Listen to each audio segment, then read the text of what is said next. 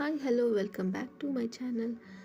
So ಎಲ್ಲರೂ ಬೆಳಿಗ್ಗೆ fresh up ಆಗಿ ರೆಡಿಯಾಗಿ ಚಾಮುಂಡೇಶ್ವರಿ ಅಮ್ಮನ ದೇವಸ್ಥಾನಕ್ಕೆ ಹೊರಟಿದ್ದೀವಿ.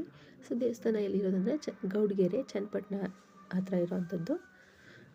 ಸೊ ನಾನು ಮತ್ತು ನನ್ನ ಹಸ್ಬೆಂಡ್ ಹಾಗೆ ನನ್ನ ಮಕ್ಕಳು ಮತ್ತು ನಮ್ಮ ಅಪ್ಪ ಅಮ್ಮ ಸೊ ಅವರು ಕೂಡ ಬಂದಿದ್ದರು. ಹಾಗೆ ಅವ್ರನ್ನ ಕರ್ಕೊಂಡು ಹೊರಟಿದ್ದೀವಿ ದೇವಸ್ಥಾನಕ್ಕೆ.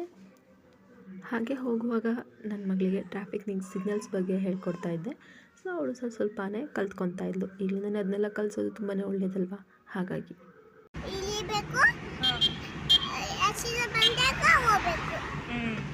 ಹಸಿರು ಸಿಗ್ನಲ್ ಬಂದಾಗ ಹೋಗ್ಬೇಕು, ಕೆಂಪು ಬಂದಾಗ ಹಳದಿ ಬಂದಾಗ ರೆಡಿ ಆಗಬೇಕು ಹೋಗಕ್ಕೆ. ಆ್ಯಂಡ್ ನಮ್ಮ ಮನೆ ಪುಟಾಣಿ ಕೂಡ ತುಂಬಾ ಕಂಫರ್ಟಬಲ್ ಆಗಿದ್ಲು. ಅವಳು ಟ್ರಾವೆಲಿಂಗ್ ಮಾಡ್ಬೇಕಾದ್ರೆ ಅಷ್ಟೊಂದು ಹಠ ಮಾಡೋದು ಆ ಥರ ಏನಿಲ್ಲ. ಸೊ ಆ ಕಡೆ ಈ ಕಡೆ ನೋಡ್ಕೊಂಡು ರೋಡ್ ಸೈಡಲ್ಲಿ ವೆಹಿಕಲ್ಸ್ನ ಅಥವಾ ನೇಚರ್ನ ನೋಡ್ಕೊಂಡು ಆರಾಮಾಗಿರ್ತಾಳೆ.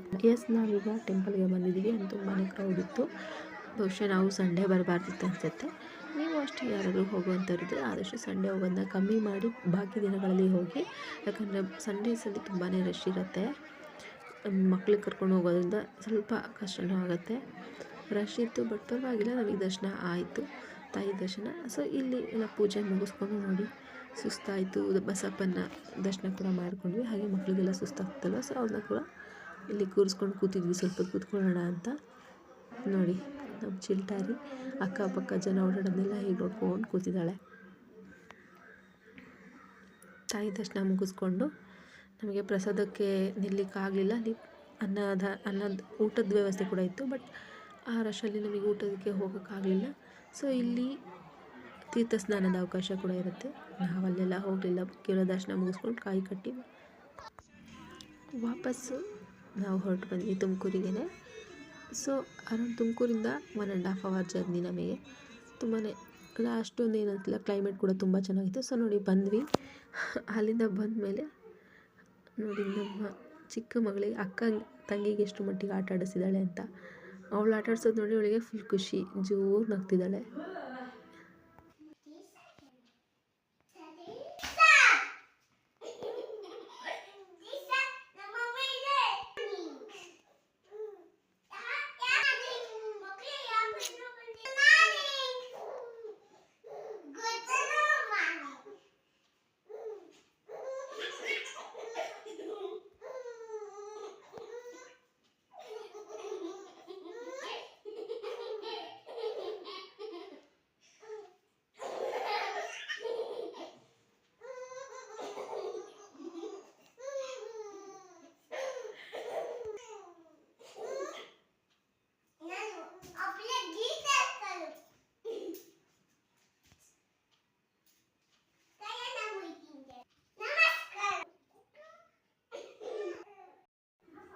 ಇಲ್ಲಿ ನನ್ನ ದೊಡ್ಡ ಮಗಳು ಸೈಲೆಂಟಾಗಿದ್ದರೂ ಸುಮ್ಮನೆ ಇದ್ರೂ ಚಿಕ್ಕ ಮಗಳು ಬಿಡಲ್ಲ. ಅವಳನ್ನ ಕರೆದು ಅವಳ ಹತ್ರ ಆಟ ಆಡಿಸ್ಕೊಳ್ಳೋದು ಅಥವಾ ಅವಳಿಗೆ ಆಟ ಆಡಿಸೋದು ಮಾಡ್ತಾಳೆ.